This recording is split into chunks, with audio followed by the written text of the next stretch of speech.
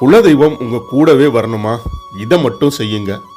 நாம் நம்முடைய குலத்தை காக்கக்கூடிய கோயிலுக்கு போகும்போது என்னென்ன விஷயங்கள் செஞ்சால், எதை செஞ்சால், எப்படி குலதெய்வத்தை வழிபட்டா குலதெய்வம் நம்ம கூடவே வந்து நம்ம குலத்தையும் வீட்டையும் காத்து நமக்கு ஒரு பாதுகாப்பு அரண் மாதிரி நிற்கும்.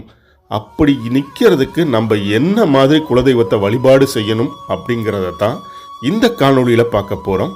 வாங்க காணொளிக்குள்ளே போகலாம். இந்த காணொளி கண்டிப்பாக வெளியூர்களில் குலதெய்வ கோயிலோட எல்லையில் இல்லாமல் வெளியூரில் இருக்கிறவங்களுக்கு முக்கியமாக ரொம்பவும் தூரத்தில் இருந்து குலதெய்வத்தை பார்த்து தரிசனம் செஞ்சுட்டு வரவங்களுக்கு ரொம்பவும் பயனுள்ளதாக இருக்கும். மறக்காமல் இந்த காணொளியில் சொல்லப்படக்கூடிய விஷயங்களை நீங்கள் பின்பற்றும் போது உங்கள் குலத்தை காக்கக்கூடிய குலதெய்வம் உங்கள் கூடவே வரும்ன்றது நிச்சயம்ங்க. எப்பவுமே நம்ம நம்முடைய குலதெய்வ கோயிலுக்கு போகும் பொழுது சாமி பூஜை செய்வதற்கு தேவையான பழங்கள்,